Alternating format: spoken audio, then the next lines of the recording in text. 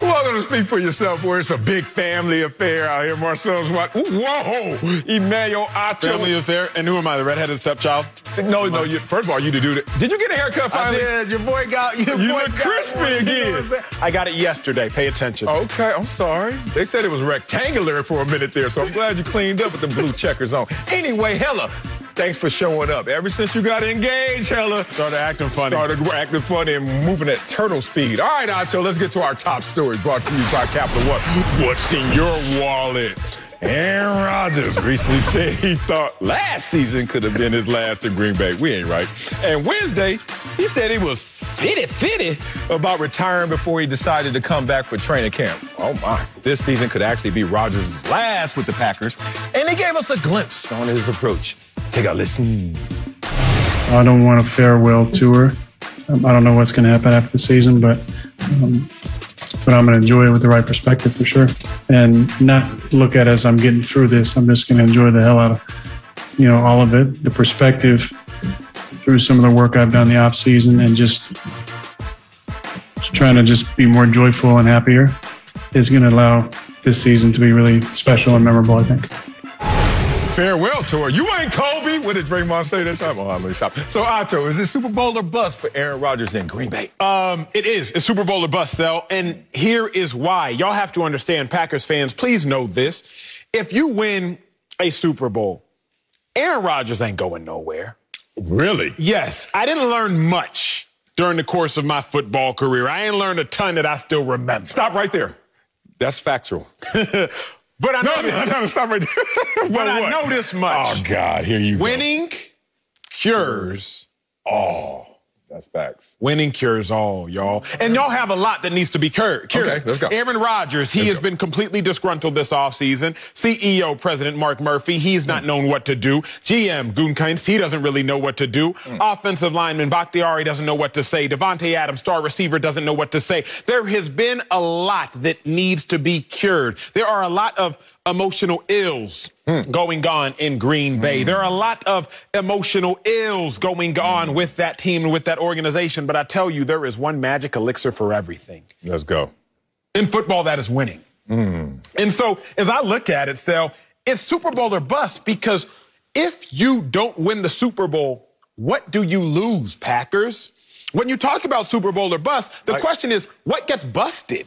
We always use that phrase, Super Bowl or bust. Well, what's going to get busted? If you don't win the Super Bowl, what do you lose?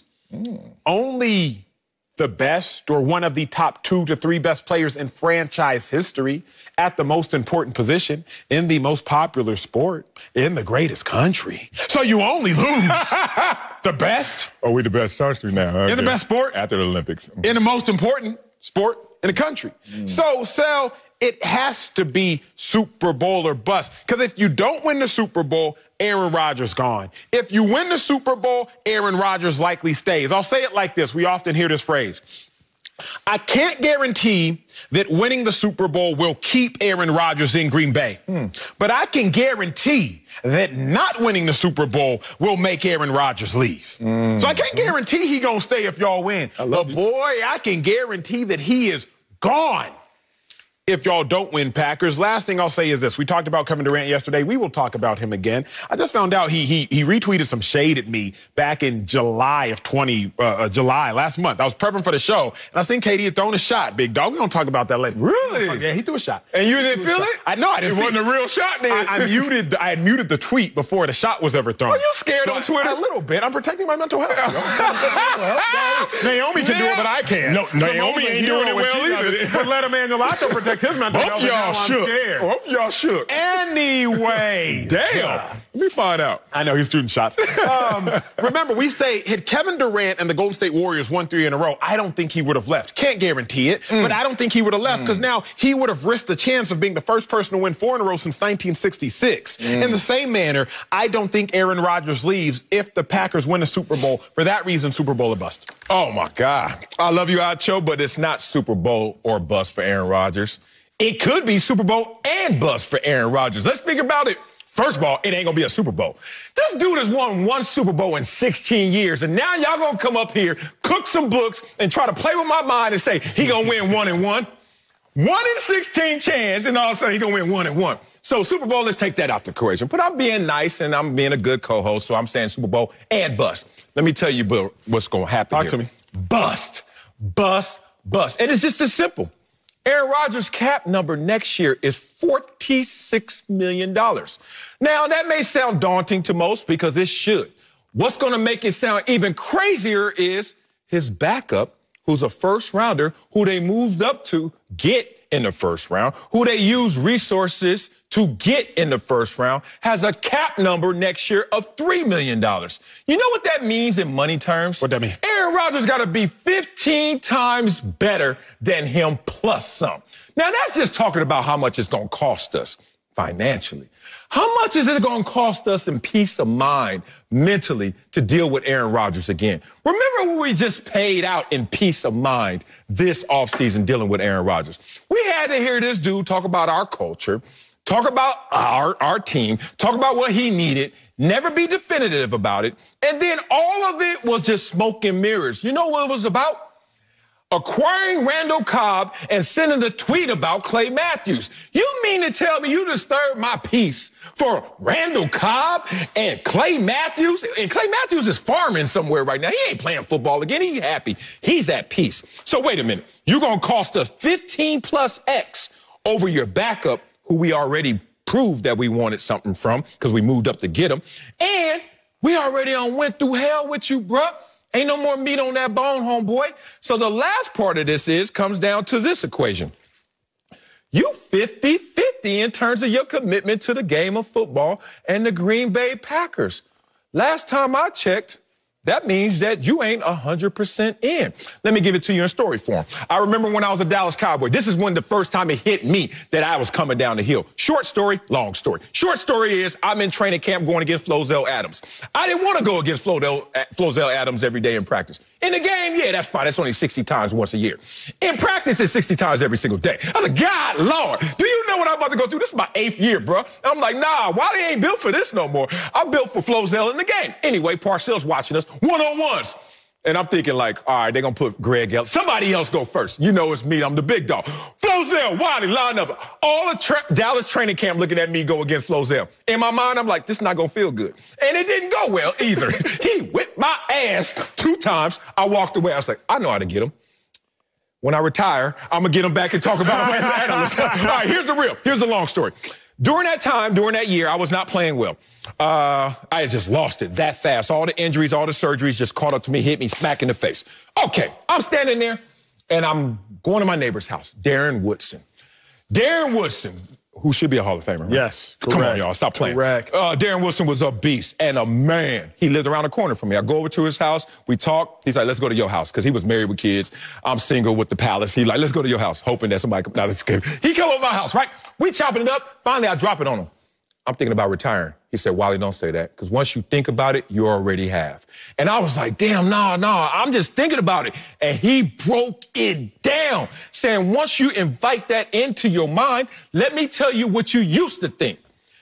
There was a day where you were like, I would do anything for an opportunity to be in the NFL. Please let me get my opportunity. If I'm Aaron Rodgers, let me be the #1 overall pick. Oh, I dropped the 24. I'm going to show them. Now you juxtapose that mindset versus, well, I'm 50-50. I'm going to meditate. We'll see how it goes. That ain't the same dude. So if I'm the Green Bay Packers in totality, I'm looking at them like Super Bowl and bust, but neither one really going to come true. I got to ask you more about them stories, big dog, because, you know, I grew up fans of Flozell, Greg Ellis, Brady James, all the OGs. All the OGs. Anyway, okay, I digress. I'm sorry. Ooh-sa.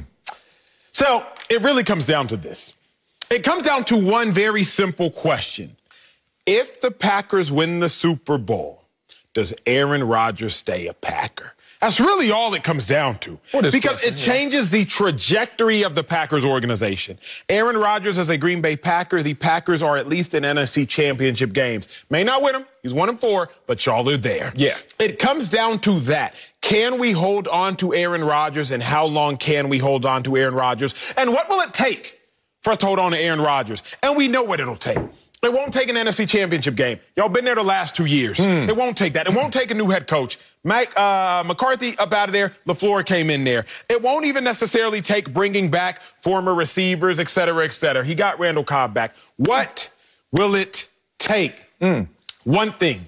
It's going to take a Super Bowl. Now, I don't hate your ideology of Super Bowl and bust. You could win the Super Bowl, and he still might dip. It goes back to my point of I can't guarantee he will be here. However, if Aaron Rodgers does in his 14th season as a starter, 13 seasons as a starter, as you said, 16 seasons in the league. If Aaron Rodgers wins a Super Bowl, all of a sudden, he's won 2 Super Bowls in 14 years as a starter. It's one every 7 years. Now, either way, the math still doesn't work itself out great. However, in theory, mathematically, you're only supposed to win one every 32 years. So if you win one every 7, Aaron Rodgers, you're doing all right. But in the event, Sal, he wins a Super Bowl this year as a Packer. Now, it's no longer speech. Aaron Rodgers, where you going to go this better than us? Because Aaron Rodgers can answer that question. Well, I can go to San Fran. They went to a Super Bowl a couple years ago. We met him in the NFC Championship game a couple years ago. I can go to, I can go to Dallas. You know what I mean? Well, no, they just re-signed Dak, so I can't go to Dallas anymore. Maybe I can go to Oakland. Seems like they got some pieces. I know, I can go to Las Vegas. Seems like the Raiders got some pieces. There's some places that I can go. But if the Packers win a Super Bowl, hey, he has nowhere else to go that's better than here. Because he now would be at the place that is the best, better than all the 31 other teams. So the reason, Sal, everything about Aaron Rodgers' season and his future is contingent upon the Super Bowl. Because if and when the Packers win the Super Bowl, there's nobody better. You can search high, you can search low, you can search east, you can search west. You will find nobody better than the Packers. Really? For that reason, now, what motivation does Aaron Rodgers have to leave, Sal? To go back home? You act like he has the leverage. What motivation does he have to leave?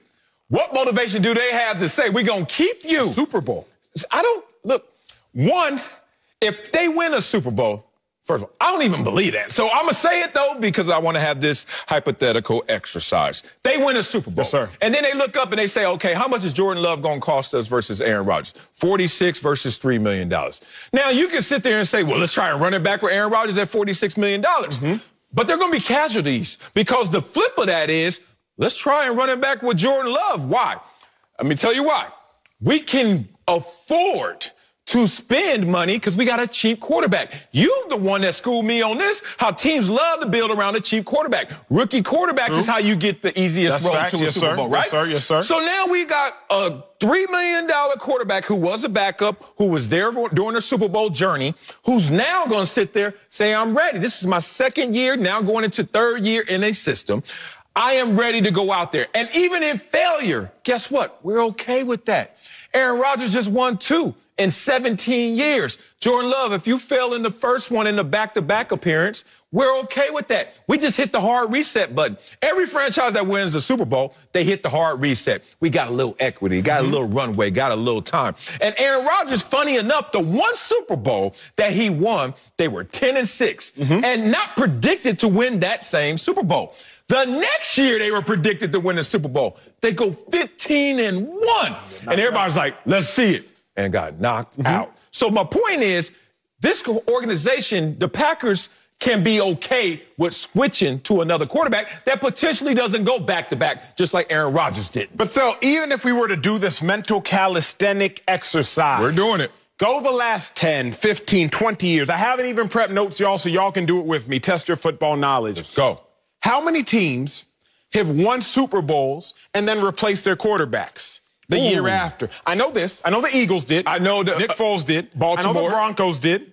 I don't think Baltimore didn't with Flacco. No, so Baltimore did it with Trent Dilfer. Baltimore 02. Yeah. We got it. That's 4 already. If I think about it, we had 3. We got my Eagles. We got Baltimore 02. And we got the Broncos. But Manning retired.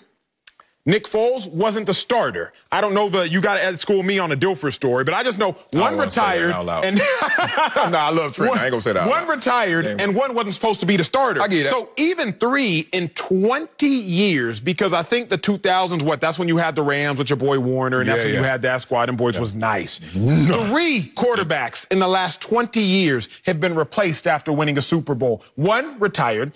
Another one was never supposed to be the starter, and another was Trent Dilfer, and you're not trying to get cussed out on television. No, Your Honor. Go ahead, sir. How many of them had a $46 million cap number the next year, Your Honor? True. Okay. True. Okay, but you did say you hit a hard reset. What you do, 32% of NFL rosters turn over every year. But typically what is saved from the reset button is the quarterback. Take you back. So did you grow up on Atari or you grew up on Super Nintendo? What you grow up on? Atari more, but it was Odyssey, something cheaper version. My dog grew up on Atari. From Atari, I think was Sega Genesis. From Sega Genesis was Nintendo, Super Nintendo, all that.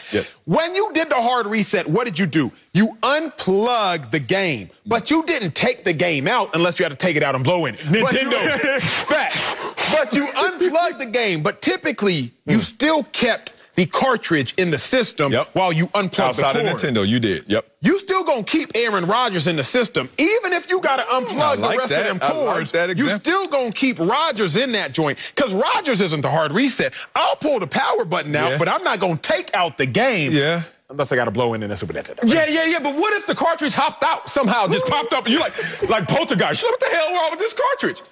Aaron Rodgers this whole offseason been popping off too. Think about it. Would you want to go to war, even if you win the war, with somebody like, I don't know, like every damn day we hearing, I don't know? We should hear that you all in. This is an amazing opportunity and experience. I don't know how these guys get so high on their horse, they forget what matters most. Let me tell you what matters most to this organization as well, because they don't forget these details, even though we don't mention them all the time. Aaron Rodgers, the great, has 412 passing touchdowns in his career and 89 interceptions. I should say only 89. That's insane. That is 4.63 in terms of touchdown to interception ratio. That's beyond off the charts. Like, you ran out of paper and then Aaron Rodgers is over here, okay?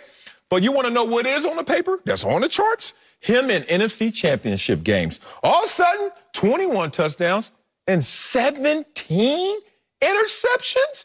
Wait a minute. We talking about Super Bowl or bust. Let's say NFC championship game or bust. Is he going to be the same dude when it matters most?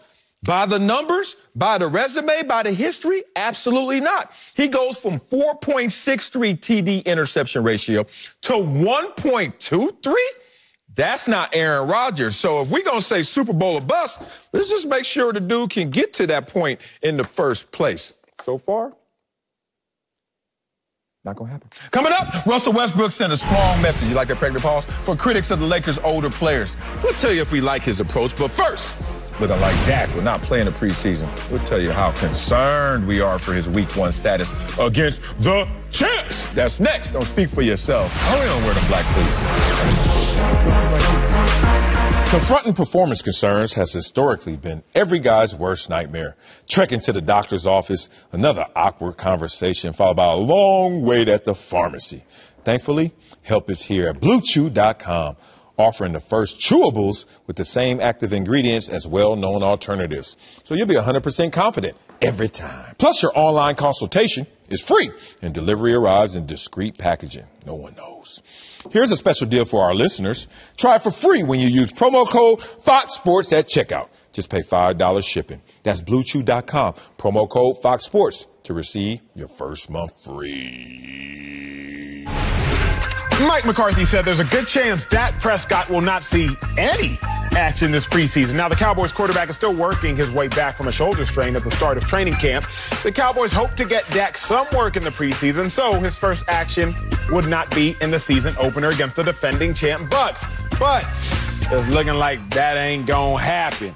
So, Sal, talk to me, big dog. What is your level of concern for Dak heading into Week 1 against the defending champ Bucs? I have no concerns for Dak going into Week 1 versus the Bucs. I have concerns for the Dallas Cowboys going in Week 1 versus the Bucs because they're playing the champions. And not just the champions that returned every single starter from a championship team. We haven't seen that since the late 70s with the Pittsburgh Steelers. So, no concern with Dak and his health issues. Think about it. If Dak is out there Week 1, Dak is ready to go. Is he perfect? I'm not even going to get into that because that's not the conversation. How many Week 1s was I perfect, but was I ready to go out there and go get it done? Yes, I was. But this team, it's interesting what my concerns are in terms of what the Cowboys will do. They're forecasted to lose that game, as they should. They should lose that game. Now, here's the problem with losing that game. In Dallas, When you lose one game, it feels like you lost every single game on the schedule. 0-1 is the same in Dallas as 0-16. Everybody's going to be like, oh, the sky is falling. The Dallas Cowboys, we told you so. Wait a minute. They're playing the champions that returned everyone. It doesn't matter. This team was supposed to be good this year. They couldn't. And they're 0-1. So it's going to get exaggerated. It's going to get amplified, the negative, but also the positive. Imagine you look up, and after this game, the Dallas Cowboys have more points than the Tampa Bay Buccaneers. I played in Dallas before. Oh, talking about giving them too much candy too fast, especially these fans. They're going to have sweet tooth out there. What? We just beat the champs? And we supposed to be good this year? Oh, I told y'all, we're going to win it all this year. And that may make them get a little too far ahead of themselves. So it's an interesting mind play on how they're going to approach week one. They're predicted to lose, and they should lose. I don't want that to be exaggerated, like this team ain't making the playoffs. Here we go again, and we're sorry. But I also don't want y'all to go out there and win, and then, damn, we thinking that this team is all that, because they still have to go through the rite of passage. All that said, I do have a concern, not for Dak, but for this team and its psyche in general. So, I love working with you. You do, for real? I do, genuinely. From a work perspective, from a friendship perspective, you're incredibly mean. From a work perspective, I love working with you. Why? Because it keeps me on my toes, my P's, my Q's. I make sure my I's are dotted, my T's are crossed. You said something, several things that I caught. What Marcellus Wiley just tried to do to me and to you all was lower the bar of the Cowboys. They're going to lose. Of course they're going to lose. Well, they should lose. Vegas. Lower the bar for the Cowboys so that when they lose, we can just act like it's not a big deal. They weren't supposed to win. And if they win, oh, my God. Becky. You go ahead and finish that. I dare you. My concern for the Cowboys is incredibly high. My concern for Dak Prescott is even higher. Whoa, let's go. Here's why, Sal. Let's go. We don't know how...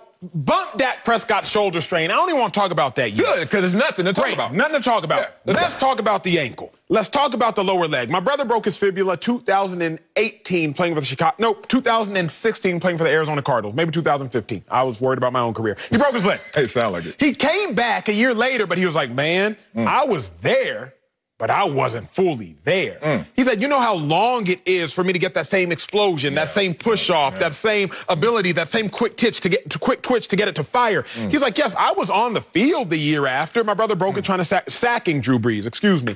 And so he was like, I was there, but I wasn't really there. My brother, one of the hardest, most diligent workers I've ever met in my life. Respect. So with all that being said, Dak Prescott will be on the field, but will he be fully present?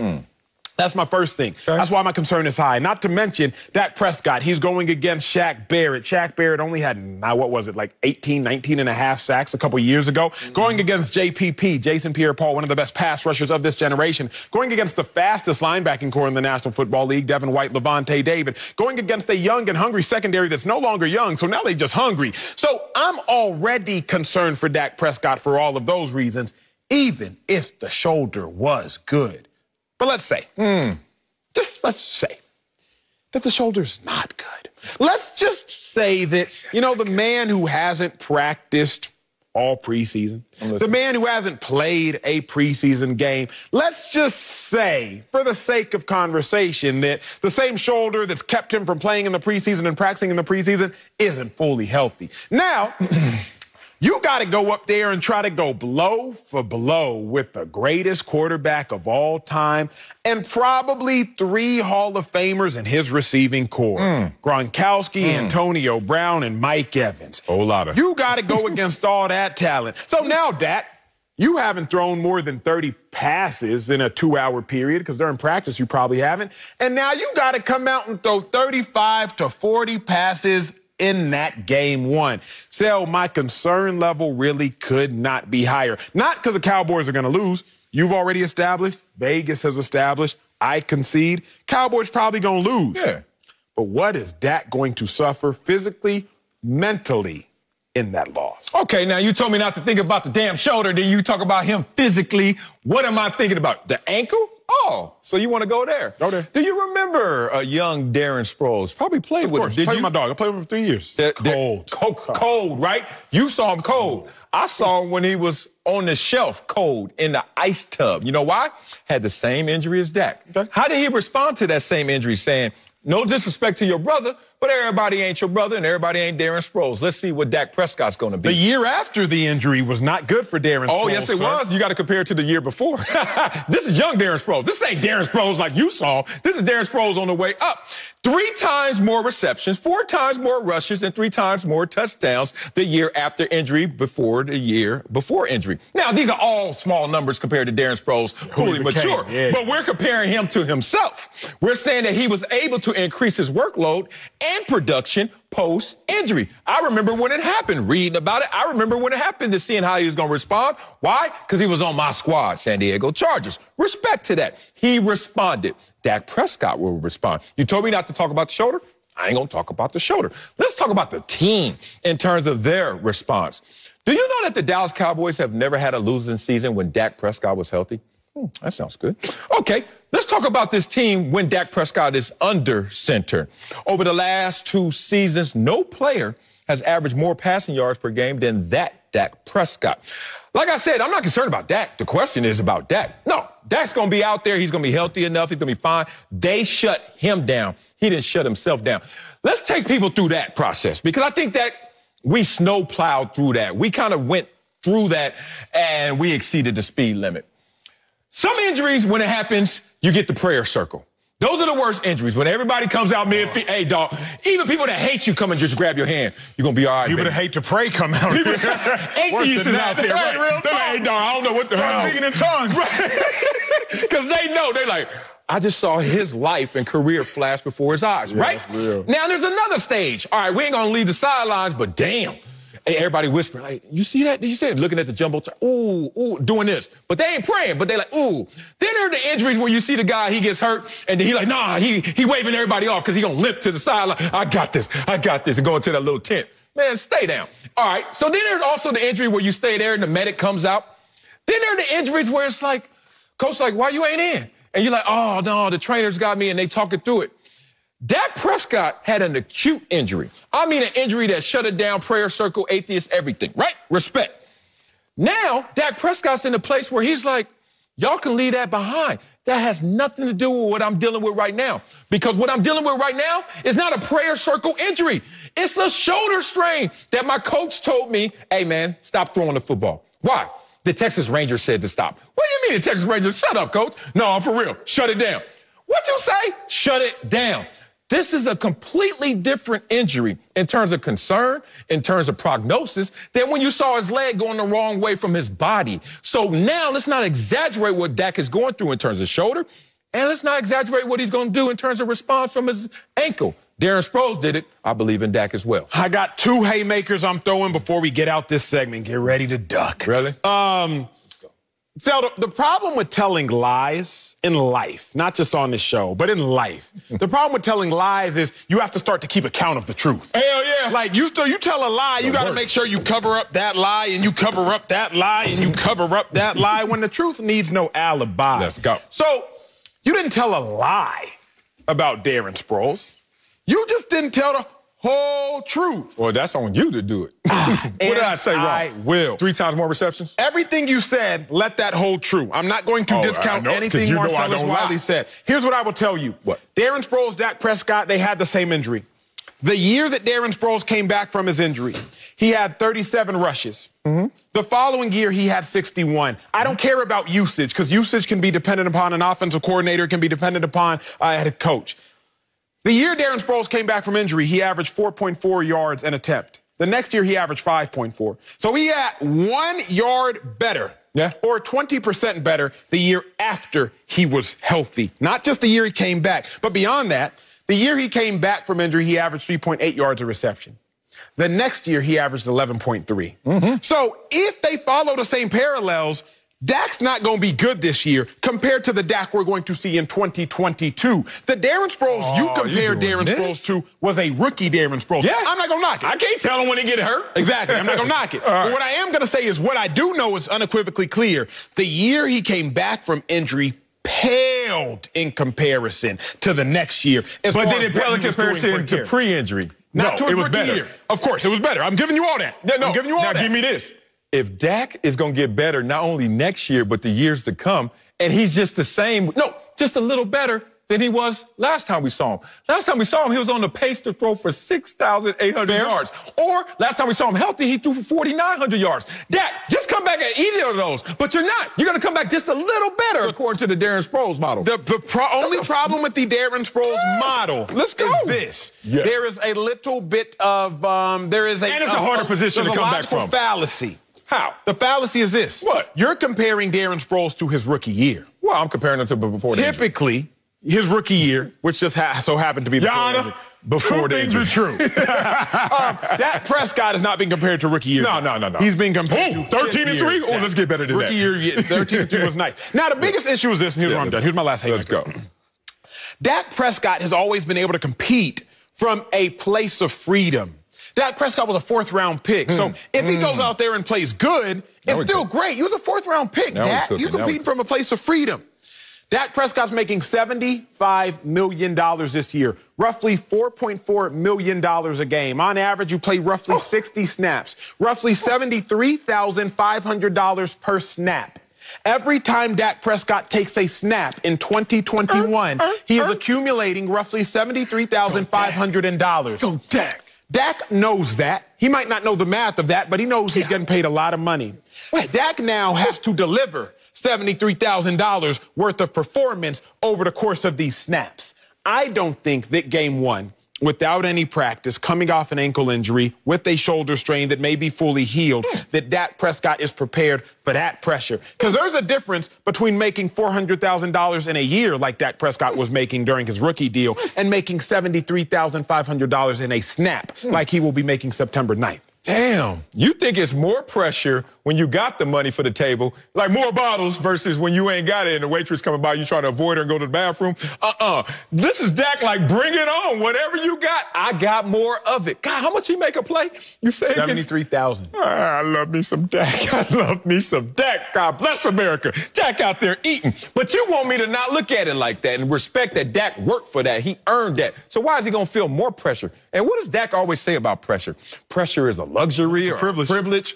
Pressure is a privilege, and Dak is privileged. But, according to Acho, it's about how much Theragun time he needs to get the shoulder right and do all this. I give a damn about that. Dak was tilting last year in the beginning of the season before injury. He was tilting the year before, entirely before injury, and he's going to continue to do it again. Coming up, Kevin Durant said a lot in his interview with Draymond Green. Tell you if he gets too much heat for his social media use. Here comes Acho from Texas. That's next. Don't speak for yourself. I want to hear about that. Saturday on FS1, it's a huge MLB doubleheader. First, it's a pivotal game for the Yankees as Aaron Judge powers the pinstripes against the Twins. Coverage begins at noon Eastern. Then at 4, the Mets fight for the NL East against the Dodgers. Catch all the action Saturday on FS1 and the Fox Sports app. And speaking of the Twins-Yankees, David Ortiz is putting his money on the line on the Fox Bet Super 6 app. Free to play, so scan the QR code below, download the app, and answer 6 questions about Saturday's Twins-Yankees game for your chance to win $1,000 of Big Papi's money. Now let's get back to the NBA, where a lot was revealed Wednesday in Draymond Green's big interview on Bleacher Report with Kevin Durant. The former teammates covered a wide range of topics, including the criticism KD receives for his approach to social media. Listen to this. You do the same on Twitter. Damian Lillard does the same on Twitter. CJ McCollum does the same on Twitter. We all do the same on Twitter, but for me, it's a problem. I mean, I chalk it up to just me being so good at what I do and playing with a team that was so great, and we fit so well. Nobody likes a great thing. And I guess I was the cause of that great thing because I came and joined. So it's way deeper than what I do on Twitter. And I understand that. And it's funny to me at this point because you can't erase what we did. You're never going to erase it. And you know you love watching us play. Joined now by Fox NBA analyst Slick Rick the Bucher. But Acho, does Kevin Durant take too much heat for his social media use? No. KD, he lights the burner, he pours in the coals, he throws the embers into the coals, and he watches the heat cook. Ain't no way he takes too much heat. He is the one who creates all of the heat. Then also we have to say this, KD. Yes, we love to watch the Warriors play. The Warriors are phenomenal. You made the Warriors even more phenomenal and made the Warriors even more exciting. But to say that people hate on KD's social media usage because he is great is just an absolute lie. Like, Dame Lillard may not be KD, but Dame Lillard, nice. Let's not get it twisted. Like, KD, the reason people hate on his social media ain't because he's good. It's because of what he says. Dame and CJ, they don't have burner accounts that we found. Dame and CJ haven't been exposed with all types of explicit words being said to a certain individual. Like, they don't have those things. They get their jokes off like the next man. They clown people like the next man. But don't try to say the reason you're hated is because you are great. The reason you're hated on social media is because you are a rude person on social media responding to rude people on social media. That's what it is. It ain't got nothing to do with talent. It has nothing to do with skill level. Kevin Durant calls for the hate that he receives on social media. His greatness calls for it. Let's make no mistake about it. People like to hate people they cannot be and will not be. But also, his words and actions call for it as well. Yeah, he's not getting too much heat. He's not getting enough heat. And especially now suggesting that the reason that he's getting the heat that he is because, you know, I'm just so good at what I do. And I was just part of a team. And we were just so good and people didn't like that.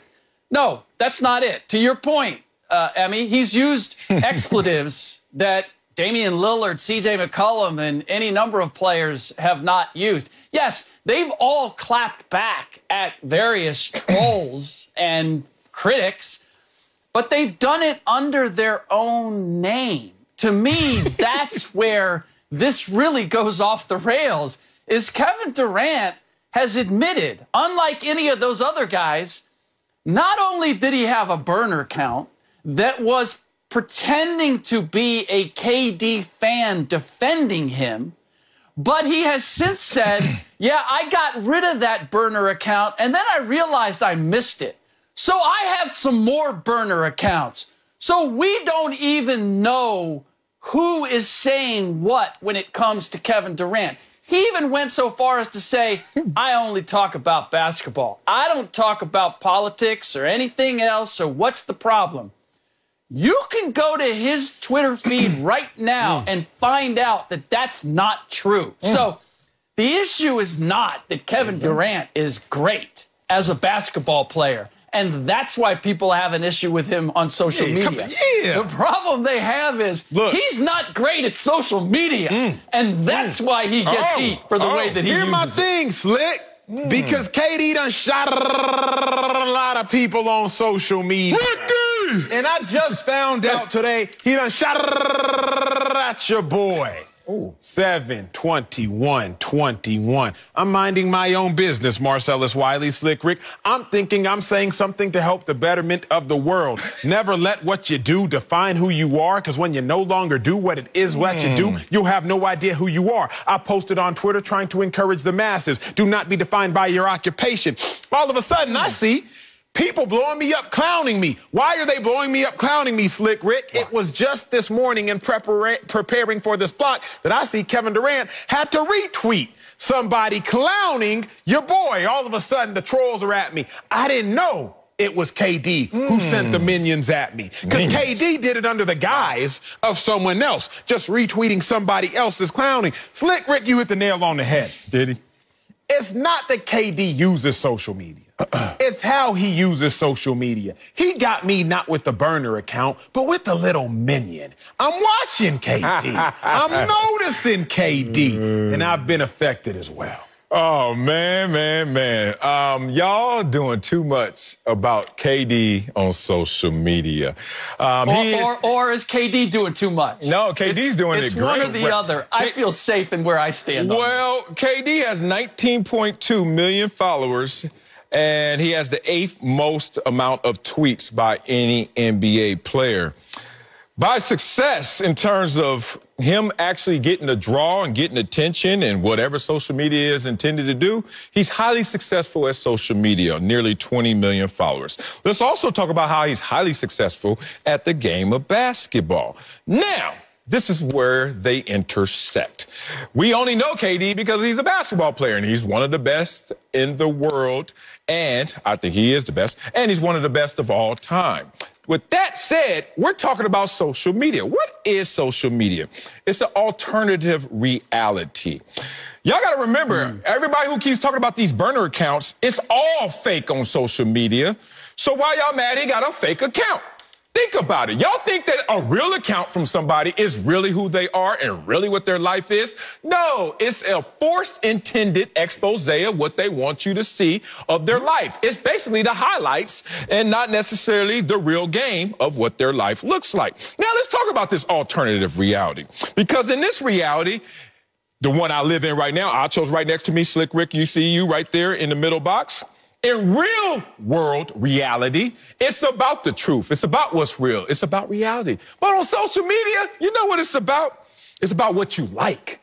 And KD knows this because that's why there's a like button. And in that like button, we have now been rigged to think it's not about what's real, it's about what you like. So now your decisions on people is based on likability. KD broke this down. I'm going to help him break it down even further. So once you find somebody that you follow, say something you don't like, all of a sudden, no matter what they do, no matter what they say, all of a sudden, I don't like you no more. KD ain't the only one that went through this. Ice Cube went through this.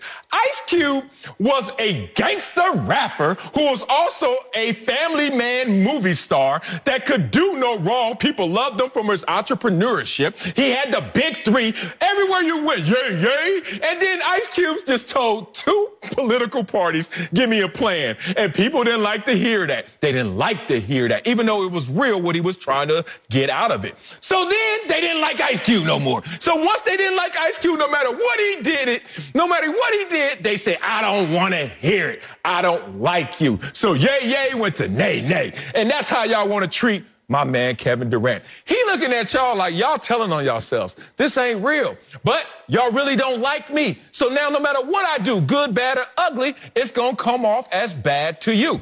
Well, that's not a problem for me. It sounds like it's a you problem. But if it ain't real, then why he really be getting his feelings hurt? How's he getting his feelings hurt? If it ain't real, why would you get his hurt? Because you need, the only reason you get your feelings hurt is if you need to clown somebody off a burner account defending oneself. No. Why do you got to defend something that's fake? First of all, if we're in a fake society, that ain't real. If we're in a fake society and somebody's saying fake comments and fake things at me, I ain't got to defend what's not real. If my real feelings aren't really hurt, then I don't have to really reply. Yes, you do. So he's replying because he's affected, because it's real. That's not it. To a degree. He's not replying because he has got that much It's like a quarter in the video game. Player one goes, player two goes. We playing a game together, brother. Oh, you engage, I engage as well. It's called gamesmanship. If we're all in this fake battle, it's still real while we in this fake battle. Social media ain't real. All he's saying is, look, you shoot at me, I shoot at you. But guess what? I go back to my peaceful existence.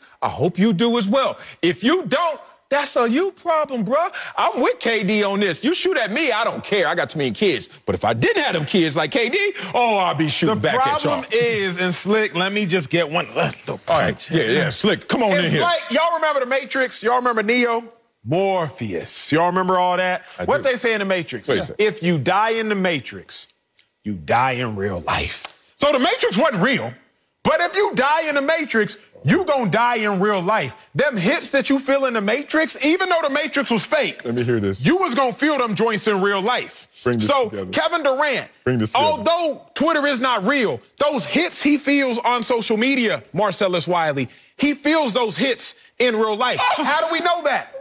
What was the first interview he did this year on TNT with Shaq, with Chuck, with Kenny the Jet, with Ernie Johnson, when they're trying to ask him questions? But he was already mad at Chuck. He was already mad at those guys for how they had talked about him. So in real life, because now this was no longer so real life media, in real life, now no, Chuck's comments were on social. So now in real life, KD felt some type of way. In real life, Chuck doesn't have Twitter though. In real life, these things start to translate because what is fake, he feels in real life. I don't agree social media is fake. Because I think that if you get affected on social media, your person actually does get affected in my own personal experience. But I also know that KD does get impacted based upon what we see off social. Yeah, and this is where it's real too. There are real people who have lost their jobs as a result of things that they have put on social media. So the idea that everything on social media is fake is simply not true. And I don't like taking it to a place where we say, you know, let's take it to the lowest common denominator. Are there people that create fights and are critics and do all of that on social media that they would never do in real life? Absolutely. True. But that doesn't mean that everybody should drop to that level or that it's acceptable to drop to that level. And the idea that Kevin Durant is winning at social media because of the number of followers that he has, that's the worst kind of thing. I just want to be, if I get a lot of people that are following me, it means I must be doing something right. We know that popularity is not necessarily a reflection of being right or good or anything else. It's all in and of itself. You can be popular for a multitude of reasons. And this is the greatest issue that I have with the way KD conducts himself on social media, and I'd say this is with a couple of other players as well, is that I do respect you as a player. I do admire what you've done in your profession. And because of that platform that you've been given, because you are so great at that thing, you now have the ability to affect other people in a positive way. And that includes using your social media. And when you choose to misuse that and not use it for the best that you could, like I can feel about you some kind of way that you're wasting an opportunity that you have. You're not obligated to me or anybody else to use it a certain way. Thank you. But I see it as a lost opportunity, so I'm going to think about you a little less as a result. Lost opportunity? Oh, like just signing a 4-year Supermax in the real world, winning Olympic gold in the real world, probably going to win another championship next year if they stay healthy in the real world. But y'all talking about how it impacts them. Ends don't justify the means. Yeah, oh, yeah. Oh, really? You want to talk about some means? He already sitting on $500 million and he just signed another Supermax and you talk about, oh, I don't like how you missed an opportunity on social? What the hell? All right, what's the best metric to measure social media success? If it's not about likes and followers, then what is it? I like your post. Oh, once again, that like word. And KD pointed out and highlighted. All y'all talking about is likability. And once the great got greater, meaning my great individual talents went to a greater situation in Golden State, y'all stopped liking me. I saw this play already happen, though. Now, Slick, hold on, let me get some of these ribs. They did this to Beyonce. Remember when they booed Destiny Child in Philly? They did this to Whitney Houston. Whitney Houston couldn't go nowhere in the early 90s because she was so successful. Everywhere she went, they were looking at her, turning her eyes and booing her. You can get hyper successful, uber successful to the point where people start to turn on you. They always say that about us in the media. We love to build someone else, but we love even more to tear someone down. The last point I have before I go to you, Slick, again, is y'all stop bringing up Dame Lillard and CJ, who I love and respect, both of them. They know that. Because they may have burners we don't know about. They may just be better at covering it up. But more importantly, they ain't KD. So KD doing the same thing as Draymond, Dame, CJ is really not the same thing. KD's going to get scrutinized even more so because he's the greatest of those stars. Slick, you got a little more? I'm sorry. I got one quick thing, and I hope Acho doesn't mind me using it. He just did an interview with Weezy. And I saw the response from a follower who saw that and said that it changed their view on their depression and possibly taking their life.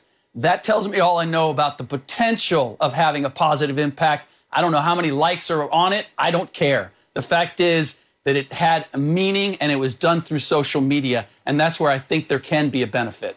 There it is. Coming up, Andy Dalton says it's his time as the Bears starter.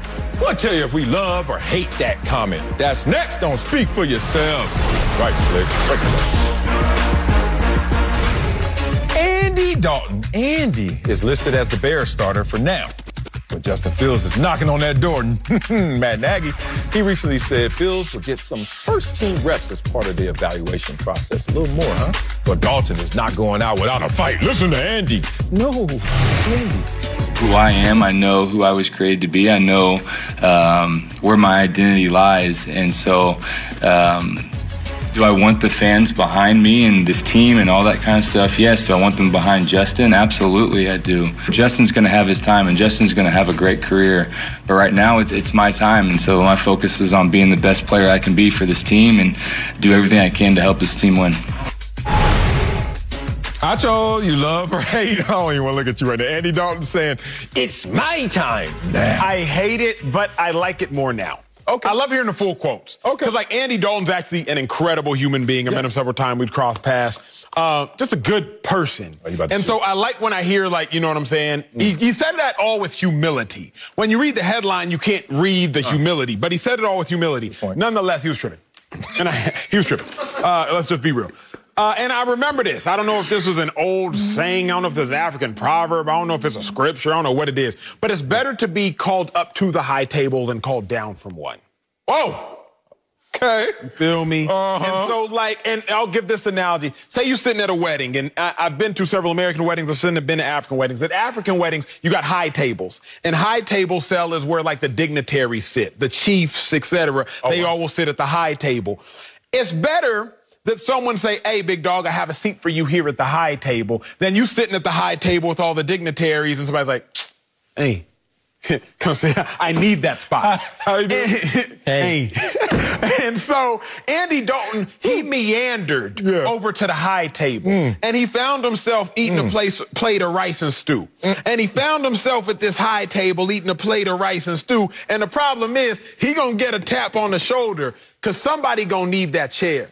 And the person that's going to need that chair is going to be Justin Fields. And Justin Fields going to walk over to the high table. They're going to sit him down in front of that plate of rice and stew. They're going to bring him an extra plate of chicken because he's a dignitary and that's now what he deserves. And Andy Dalton is going to be trying to find a table. And somebody is going to have to usher him to any open seat available. I don't like Andy Dalton saying this because, Andy, you're going to get humbled, unfortunately. And you know the way the game goes. It's not that you're not good enough. Even if you were good enough, that spot is reserved for Fields because of where he was drafted. So, come on, Andy Dalton. Like, don't play yourself. Because I don't want to see you get played, but you just played yourself.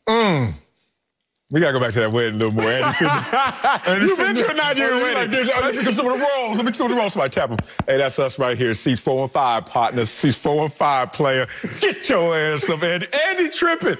Oh, this makes me feel so bad because I know the position he's in.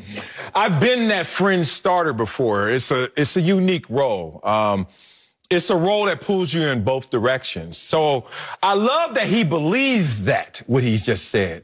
I just hate that he had to say that. And that's the problem because it comes off as false leadership talk. We've all seen it. The person you don't believe in, the person that's pretty much on borrowed time, it's about time for you to dip. But they come out with that brave heart speech and you sitting there looking through every word they say like, nah, we don't believe you. You need more people.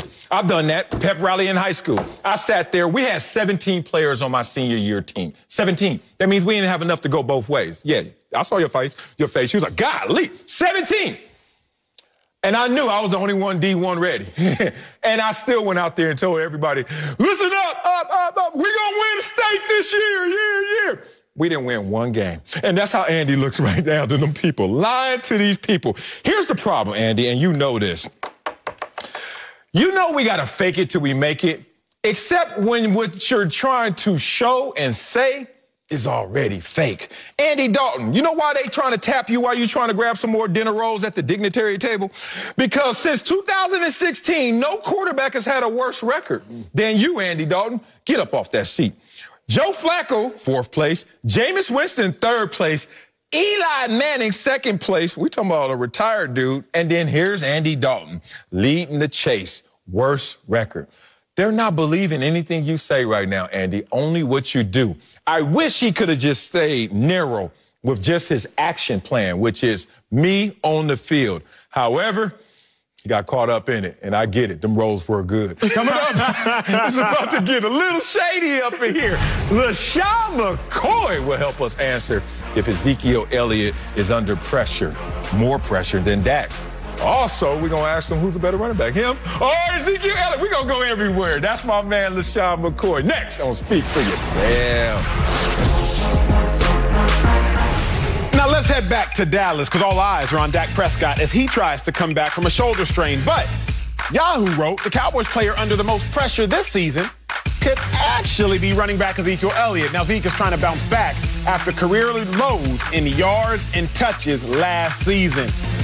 Now, I'm excited, y'all, because we got to bring in two-time Super Bowl champ, my former teammate, the man they call Shady, but I call him 2-5, 2-Live. LaShawn McCoy is in the building.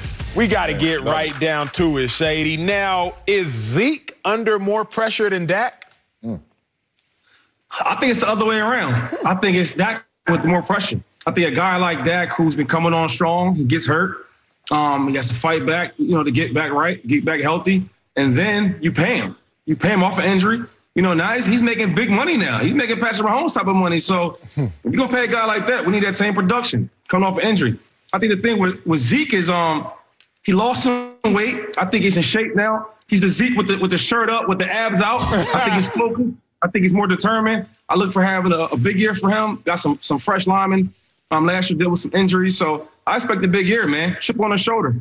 Oh, man, it's crazy. Shady, it's good to see you on our show. I hate to disagree with you so fast, but let's go. It is Ezekiel Elliott for several reasons. One, as you know, Dak just got paid. And when you get paid, you hit that hard reset button. Not just in expectations, but in terms of the cap casualty that you're going to cause on this team.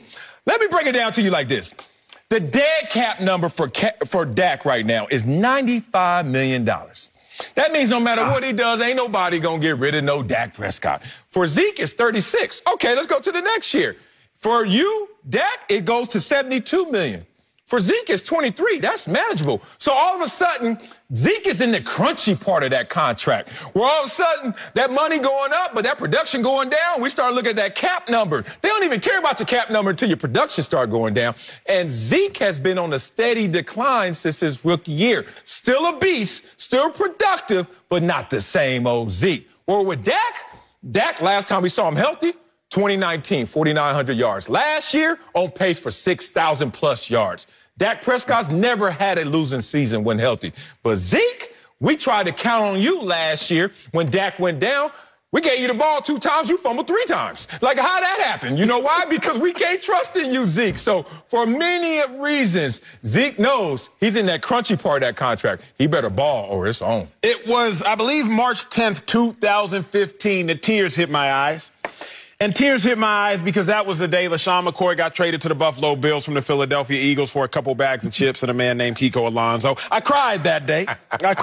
Day. Now, Shady ended up becoming the highest paid running back in the National Football League, and so shout out to my dog 2-5. But I would have to imagine, Shady, that by being the highest paid, there was a lot more pressure on you, which is why there's a lot more pressure on Dak.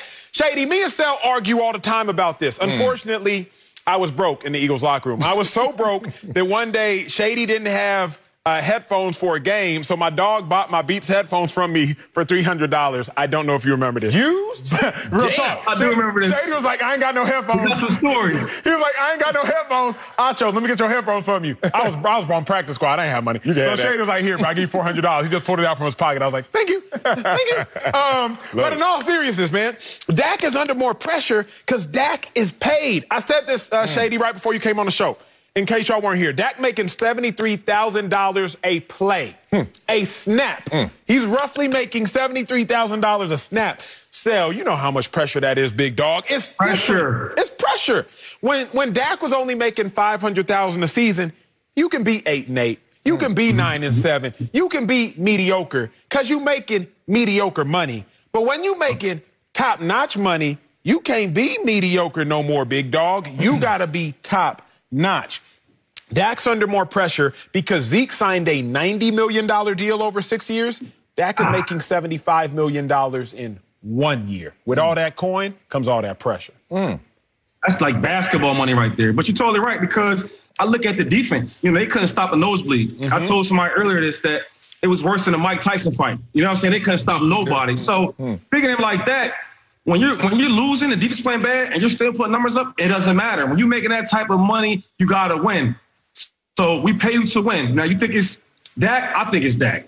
There's no way that Zeke as a running back, right? As a running back, because you need things to help you out as a back. From the lineman, you guys to be healthy, you need guys to block, etc. But as that quarterback, there's no excuses, man. When you make that money, you got to produce. So I think definitely the pressure is on Dak. Shady, let me ask you this, big dog, because you had two types of careers, if you will. You became kind of that superstar when nobody really expected nothing from you. I think you started out backing up Westbrook, then you became a dude. But then when you was in Buffalo, you was already supposed to be a dude. You was already the NFL rushing leader in 2013. You was a two-time first-team All-Pro, if I'm not mistaken. What was more pressure, trying to prove yourself or trying to be great when you were already proven? Because Dak Prescott has already proven himself. Now he's trying to be great. I think it's the second. I think it's B. I think once people recognize you as a great player and then you get paid, because a great example, my first year in Buffalo, I kind of got banged up. I was hurt earlier in the year, and then I came on late, and I made a Pro Bowl, but I came on late and started balling. But still, it was in whispers. Did we pay him too much? Is he still the same? Was Chip Kelly right? So I heard that. I said, okay, cool. I went back to my hometown of Harrisburg.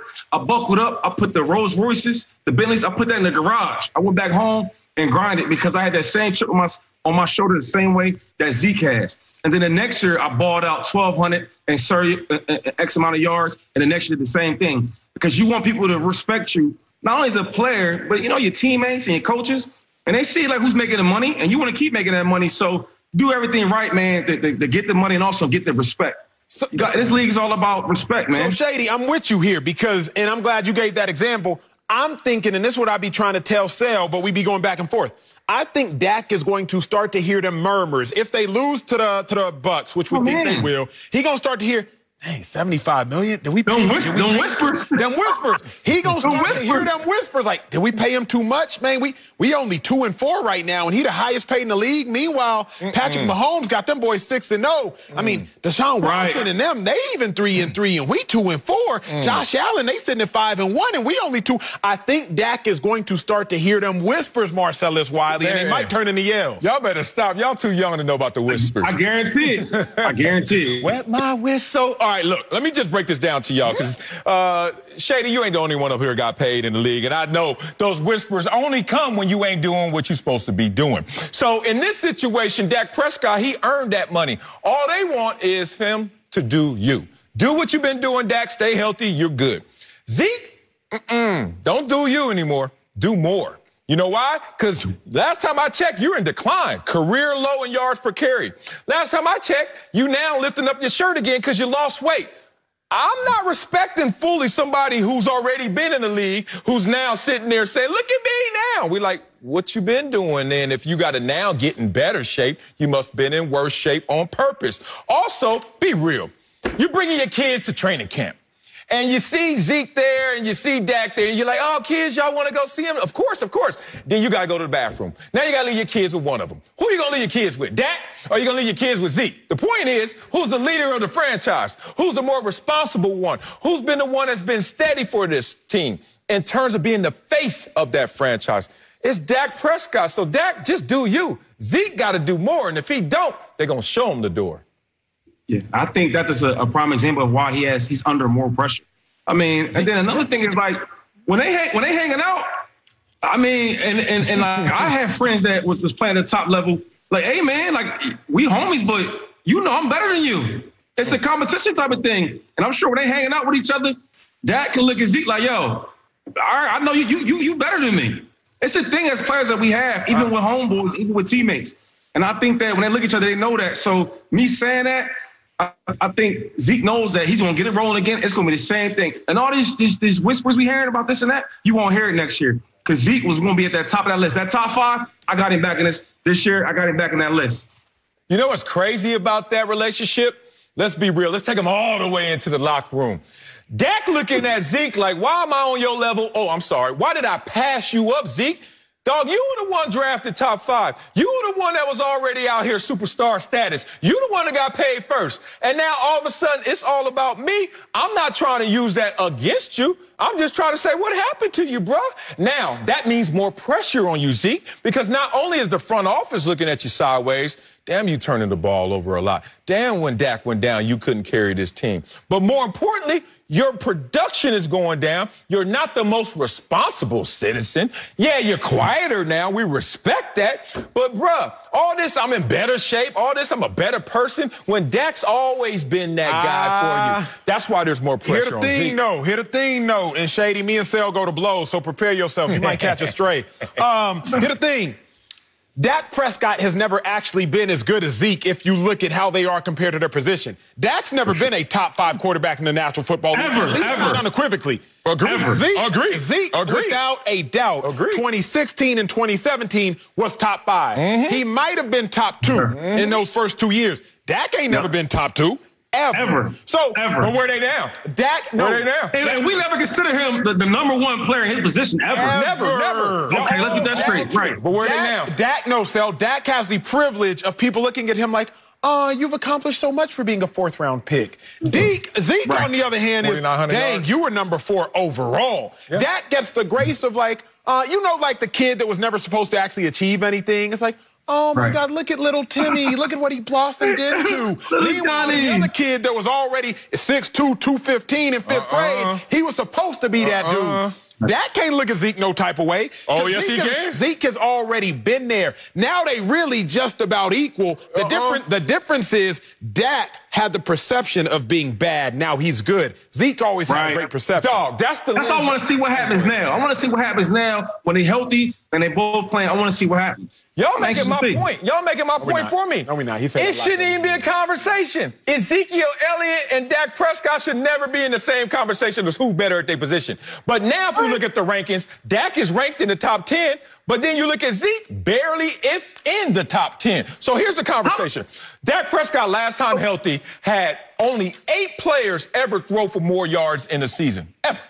Now you look at Ezekiel Elliott, you number 4 overall pick, you Zeke, who was the man. All of a sudden, you averaging 4 yards per carry. Shady, that's cut territory. Now, that's the point. Why is now Zeke hovering around Dak at the same position value? But more importantly, how did you fall from the heavens this far? And then we're supposed to look at you like there's not pressure on you. Dak, whatever you want to say. Oh, it's the little engine that could. Oh, wow, he's out there doing more than I thought he could. He has put himself in this prime position to be top 3 all-time paid. Zeke going the wrong direction. That's why the pressure's on him. Well, quick question, real quick. Yeah. So how many years has Dak been a top 5 or top 10? How about this top 10? Let's just say a top 10 quarterback in this league. How many times do you think? You might get one, maybe two. Okay, let's get that clear. I do think Dak is good. I want to see how he comes back after the injury. I'm anxious to see how that works out, having his guys up front, back healthy. But I truly feel like, man, when I watch the other running backs in the league, I think there's some good ones, but I do think Zeke in shape with a chip on his shoulder, I think he's just as good as them, even better.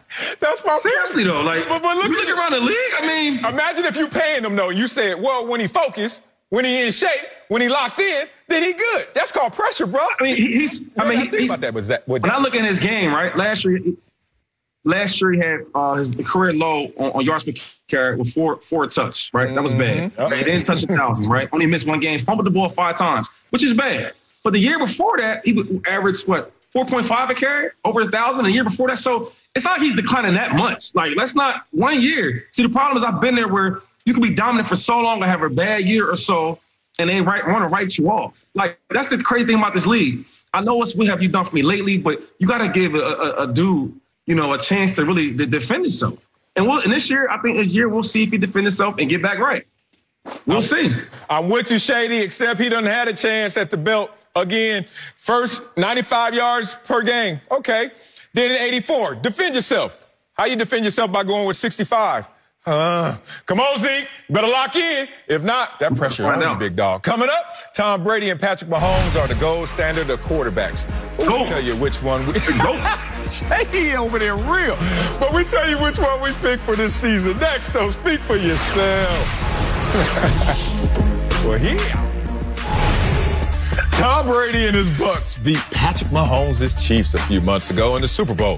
Brady is trying to repeat this season, but he is 44 years old. On the other side, Mahomes is only 25 and has been to three straight AFC championship games. Shady's back. You won a Super Bowl with these superstars the last 2 seasons, so which quarterback would you take this season, Mahomes or Brady? I think, well, first of all, they win championships because of your boy. Let's not forget that, man. Well, coming up.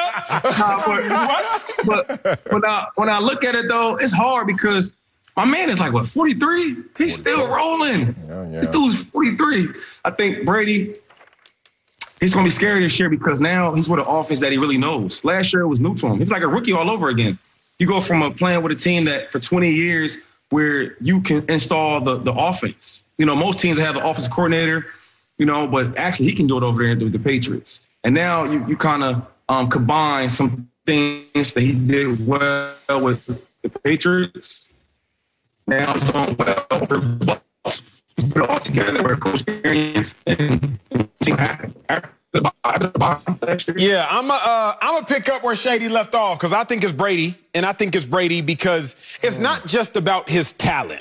That's where people get lost. If you want to go straight arm talent, give me Patrick Mahomes. If you want to go mobility, give me Patrick Mahomes. If you want to go with tangibles, everything that you can touch, give me Patrick Mahomes.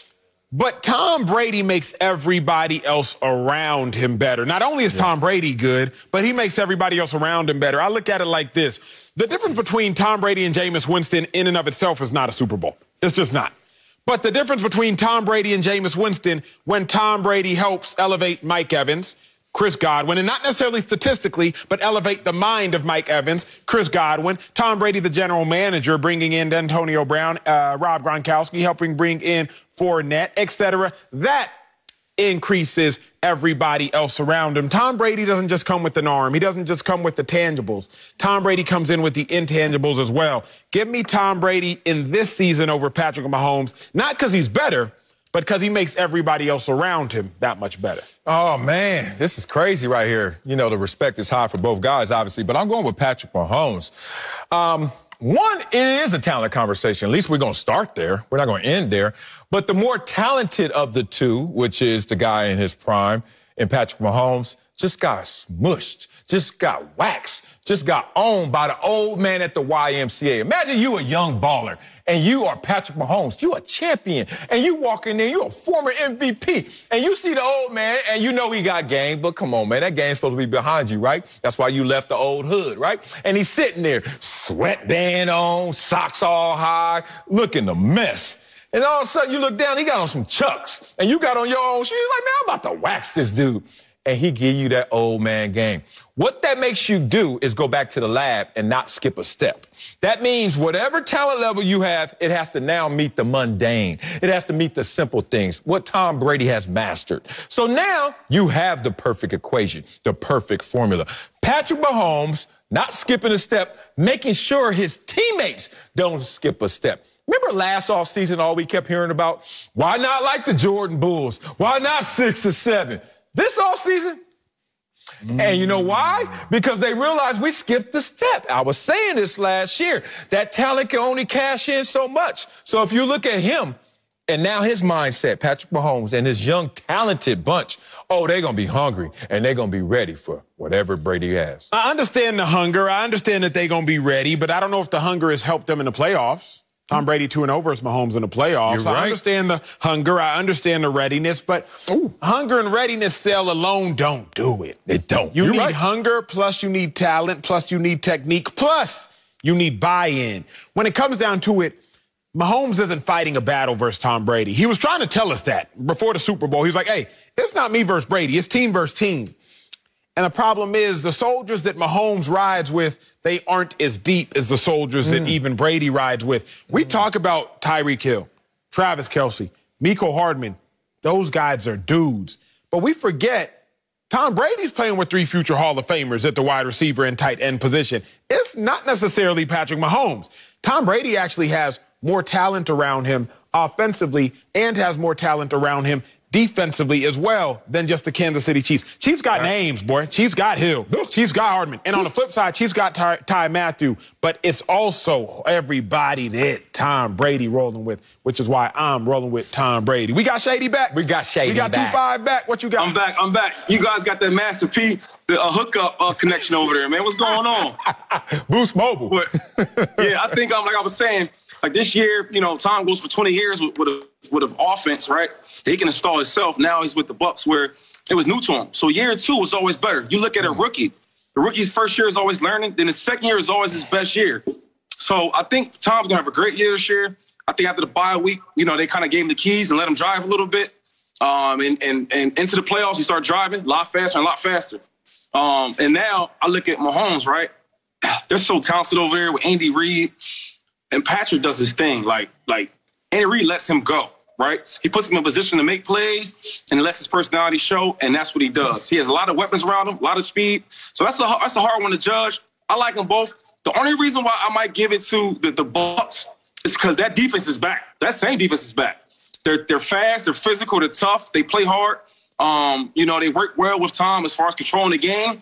And I give it to them because the edge is the defense. And they got pass rushers and they got players. So, I mean, it's hard to go against Tom or Pat.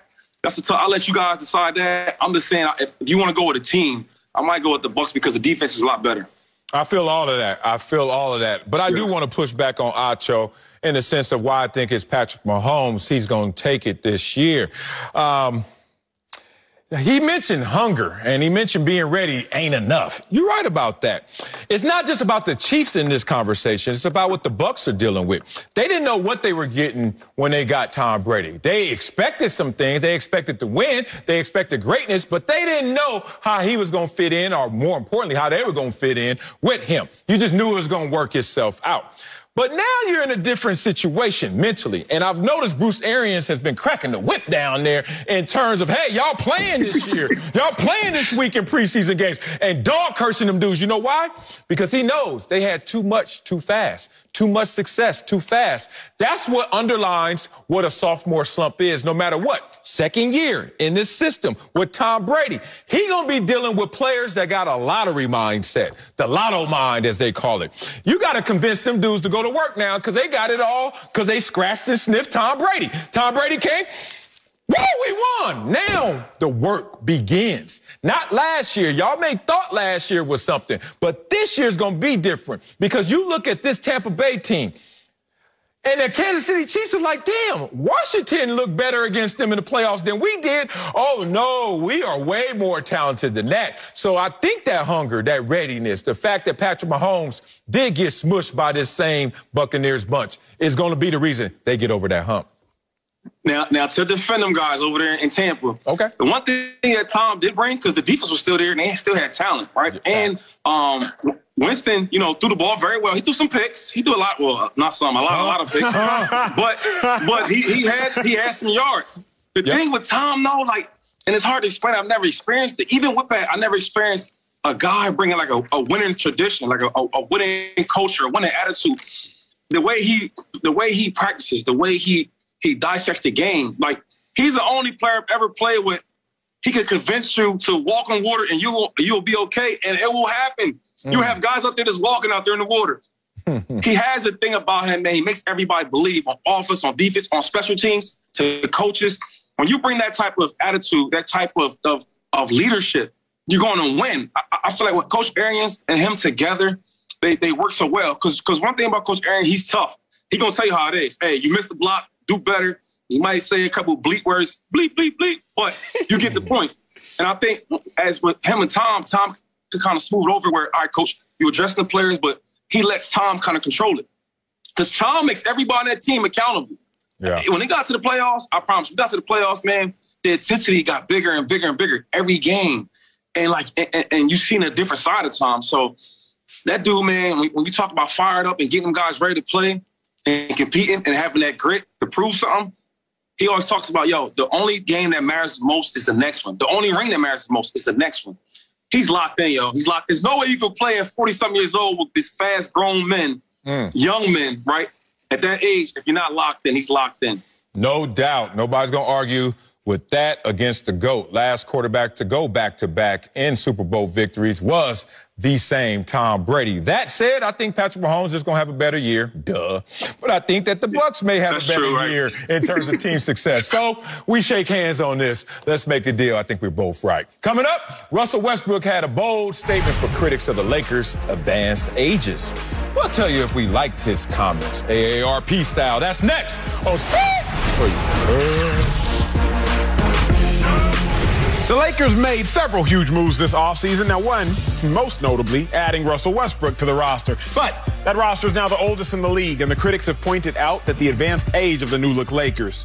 Westbrook was asked about it on Kevin Hart Straight from the Hart podcast. Y'all take a listen. How does it feel that your old ass is one of the youngest people on the team? Damn.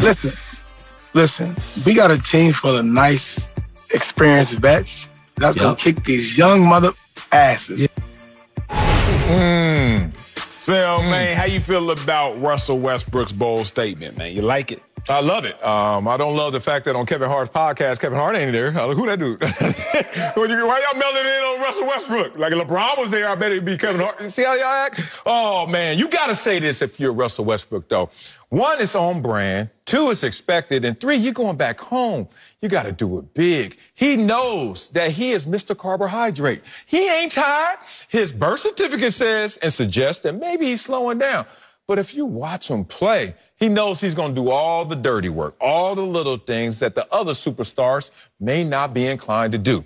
LeBron because of age, AD because the check engine light is on. It's just that simple. So Russell Westbrook is in a perfect situation where, I don't know, you can't lie to your subconscious. Like when you go against somebody old, you try to tell yourself, oh, they still quick, they still want it, they still invested. But something in you is whispering, I don't know about the old man. And that's what Russell Westbrook is going to captivate and capture in terms of his experience. He's going to say, look at me. Oh, y'all think, right by you, to the hole, to the rim, doing all the things the Lakers need. And one thing the Lakers needed last year was pace, and they needed energy. They just got it all in Russell Westbrook. The only reason I don't like it, because oh, here you go. I really love Russell Westbrook. Also, how hard is that to say? Russell Westbrook is incredibly tough to say. Like Jaguars? I can't say Jaguars. I can't say, I don't even know, whatever that other one is. That's about it. But look, y'all, the reason I don't like it is because he's writing checks that his homeboys got to cash. And I hate when people do that. That's fact. I like, Russell Westbrook is writing a check that 36-year-old to be Dwight Howard has to cash. He's writing a check that 37-year-old Carmelo Anthony has to cash. He's writing a check that 36-year-old to be LeBron James, or LeBron James, who is 36, has to cash. Russell Westbrook, you 32 and you can go. Like up and down the court like it's nothing. These other cats can't go like that, Westbrook. Like your team last year led the league in pace. Y'all was moving the fastest offensively. Them Lakers was 16th out of 30. They was methodical. LeBron James was like, yeah, I'm going to get there, but I'm going to get there when I get there. Russell Westbrook was like, nah, I'm hurry up. The other reason I don't like it, though, Sel, is this. I think Russell Westbrook, at least his statement, it was just a little misguided. It was all facetious. It was tongue-in-cheek, I believe. Come on, man. But a little misguided. He said, we're going to run them old cats out the league, so to speak, them young cats out the league. Who's young in the West? Like the Warriors, if they come back, them cats is old. Clay, 31, Draymond, 31, Steph, 33? Start at the top, though. Phoenix, CP3, but even Devin Booker, he might be young by birth certificate, but going on year 7 in the league. And Ayton. You can say Ayton, but he going on year 3 in the league. Like, there's not babies anymore. It's young, but Booker and CP3. Booker, CP3, yeah. Booker going on year 7, CP3 going on what? 15, 16, 17? To me, that's old. Yeah. Warriors, they going to be good. They old. At this point, the Joker's going on year 7. He not young.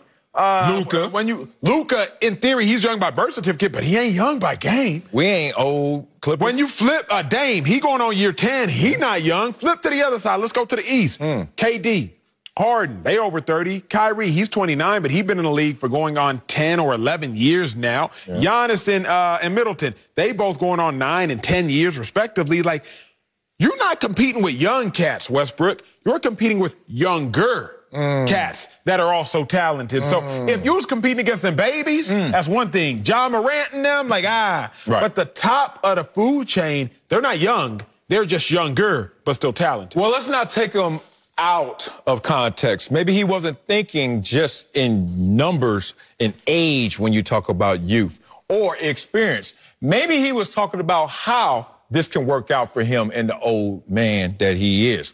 If you look at it, he knows that he's with a guy who's younger than him, but off injured, and Anthony Davis. He also knows he's with LeBron, who's the greatest, but also old. So he says we're going to run them young cats out the gym because he realizes that the way you predict the NBA season isn't the way that it always turns out.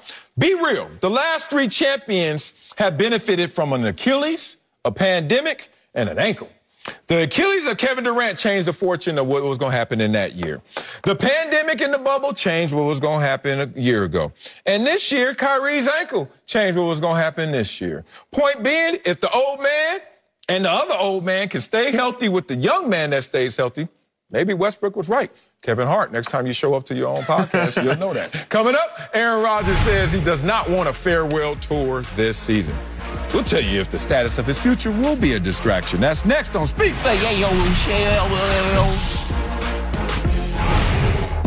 Aaron Rodgers said Wednesday that he was fitty-fitty about retiring before he decided to come back for training camp. He also talked about his approach to what could be his last season in Green Bay, saying, quote, "I don't want a farewell tour. I don't know what's going to happen after this season, but I'm going to enjoy it with the right perspective for sure." Acho, will Aaron Rodgers' future be a distraction all season? 100%. It'll be a distraction, and not because Aaron Rodgers wants it to be, but because Aaron Rodgers' future, I believe, dictates the future of so many Packers. First and foremost, how about their second best player, Davante Adams? He's coming up on a contract year, and he's not going to sign long-term if Aaron Rodgers is not going to be there long-term, because why would he sign to a place that either doesn't know who their quarterback is going to be or doesn't believe in their quarterback or their quarterback just isn't good? Davante Adams is no fool. He understands he probably has 2 big contracts left. Probably got 3 contracts left, but 2 mega ones. And he wants to make sure it's not about this deal, but it's also about the next deal. So I think that where Aaron Rodgers goes, Davante Adams will at least be prone to go or try to go. So it's not only a distraction because it affects Aaron Rodgers, but now it affects Davante Adams. Okay, what about the rest of the team? What about the offensive linemen? What about anybody else who has a pending contract? Man, I ain't necessarily trying to be here if A-Rod ain't here because I ain't trying to play on a team that's sorry. Last time Aaron Rodgers got hurt, we didn't fare too well. So as I look at it, so it will be a distraction, not because Rodgers wants it to be, but just by nature of when you're that talented and you are not that committed, it's distracting. Man, you said 100%. Let me drop that down to 0%. Let me tell you why. No matter what Aaron Rodgers does, Davante Adams is going to get paid, whether it's with the Green Bay Packers or somewhere else. So, Aaron Rodgers, do what you want to do, and I'm going to do what I want to do. Now, I'm mindful of what you're doing because I love playing with you. But you are 37 years old. So how long am I going to play with you anyway? So you're not on the table unless you want to be on the table. Last time I checked, you talked about offensive linemen. Where's all-pro center Corey Lindsey? Well, my squad, San Diego. Right? San Diego, L.A. Damn, I'm still down there playing. L.A. Chargers. So here's the thing. Was he thinking about Aaron Rodgers? He still got his money. Dip. It's interdependent when you talk about football. Like, the D-tackle ain't tripping on the quarterback unless he's throwing the ball to the other team. And then we're like, dog, what you doing? Other than that, what I need to do on the field and what you need to do on the field, yeah, we in the same world, but I need you to handle your business as I'm going to handle mine. So I look at this situation in totality like, Aaron Rodgers, you already held this franchise hostage. You're not going to hold the players hostage. As much as we're rooting for you, as much as I love you, as many co-hosts as I went through, I love them all, but damn, they got to do what they got to do. Don't you do it. But the point is, we going to work together as long as you want to work together. I don't know about Aaron Rodgers being 50-50. He may be telling on himself already. Coming up, Zach Wilson says he was fanboying over Aaron Rodgers. Oh, that's fresh. We'll tell you which players we fanboyed over when we played. I already know yours, Acho. LaShawn McCoy. Next on Speak for Yourself. You just did it. Now, Zach Wilson says he was 100% a fan of Aaron Rodgers growing up. Now, the Jets had joint practices against the Packers, and the rookie quarterback says he was being a fanboy over the reigning MVP. What got us thinking about our own playing career? That's right. Marcellus, who did you fanboy over when you were playing? This is the best topic ever on this show. Thank you, Zach Wilson, for admitting your truth. All right, growing up for me, there were 3 players that I loved to death. And I wanted 3 things. Bruce Smith, I wanted his shoes, and I wanted a John Elway jersey and an Eric Dickerson jersey. I went 0 for 3 in my house. All right, so what? It's all right, all good. So then, my first game ever, we fly to Denver. Mile High Stadium, 1997. Buffalo Bills versus who? John Elway. Now, I get on the field, 50-yard line, because I'm not starting. So, you know, you sit at the 50, you looking that way, they looking that way. So then I just turned around and said, I got to see the real jerseys. This ain't Foot Locker no more, homeboy. That 7 was real. I turned around, and about 3 feet away, 7 Elway. I went, So then the game comes on. I put my hand in the dirt. I'm ready to go to war because I'm about to knock his head off. Well, he only played 1 series. I didn't touch him, and I wasn't even in the game at that time. Point being, it was my fanboy moment, and I finally got to meet the real. Was this preseason? Preseason, yeah. First game got ever. you. Dreams come true. The people I fanboyed over, 2 people, same name, spelled different ways. Let's hear it. Cam Newton, Cam Chancellor. Oh, boy. Cam Newton would come out on the field pregame, and every game was a different set of cleats. I remember he came in, we played him twice. He came in the gold high tops, all gold high top Under Armour joints to the mid-shin, mid-calf, just jogged around the field like that. And you know, this was back when Cam was in his Cam Newton prime. But then there was Cam Chancellor. Bam, bam, bam, bam. You remember Cam Chancellor knocking. Oh, there it is. He was a dude. He walked up to LaShawn McCoy before one of the games. LaShawn McCoy, Jeremy Maclin, our star receiver, they were boys. He said, hey, Shady, tell Maclin don't go over the middle today. Jeremy Maclin made the mistake of going over the middle right around the second quarter, about 5 minutes left. What happened? I don't think he remembers. But I do. It wasn't good. Cam and Cam, them dudes. I love that. Man, now you smart not to change it up on Cam Chancellor. But what happened to you and Cam Newton? You used to love him so much, and now I don't hear. See, Cam Chancellor retired before he got over the hill. Oh, that's how you treat him. I still love Bruce Smith. You too, John Elway. And, of course, my man, E.D. That's it for us. We'll see you tomorrow.